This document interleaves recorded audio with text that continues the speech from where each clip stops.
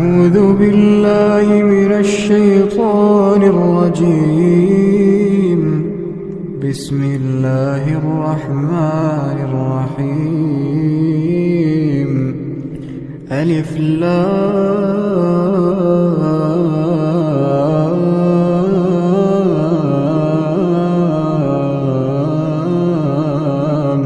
ميم. الله لا إله إلا هو الحي القيوم. نزل عليك الكتاب بالحق مصدقا لما بين يديه وأنزل التوراة والإنجيل من قبل هدى للناس وأنزل الفرقان.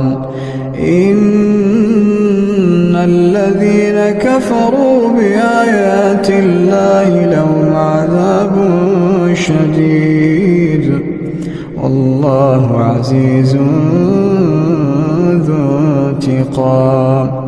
إن الله لا يخفى عليه شيء في الأرض ولا في السماء. هو الذي يصوركم في الأرحام كيف يشاء. لا إله إلا هو العزيز الحكيم.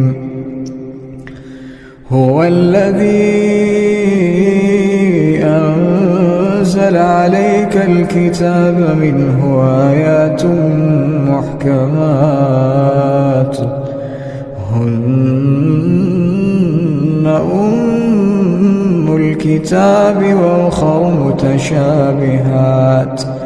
فأما الذين في قلوبهم زيغ فيتبعون ما تشابه منه ابتغاء الفتنة وابتغاء تأويله وما يعلم تأويله إلا الله. والراسخون في العلم يقولون آمنا به كل من عند ربنا وما يذكر إلا أولو الألباب. ربنا لا تزغ قلوبنا بعد إذ هديتنا وهب لنا من لدنك رحمة إنك أنت الوهاب. ربنا إنك جامع الناس ليوم لا ريب فيه إن الله لا يخلف الميعاد. إن الذين كفروا لن تغني عنهم أموالهم ولا أولادهم من الله شيئا وأولئك هم وقود النار. كدأب آل فرعون والذين من قبلهم كذبوا بآياتنا فأخذهم الله بذنوبهم والله شديد العقاب. قل للذين كفروا ستغلبون وتحشرون إلى جهنم وبئس المهاد. قد كان لكم آية في فئتين التقتا فئة تقاتل في سبيل الله وأخرى كافرة يرونهم مثليهم رأي العين والله يؤيد بنصره من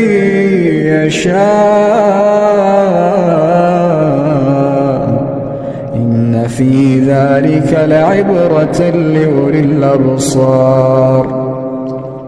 زين للناس حب الشهوات من النساء والبنين والقناطير المقنطرة من الذهب والفضة والخيل المسومة والأنعام والحرث، ذلك متاع الحياة الدنيا، والله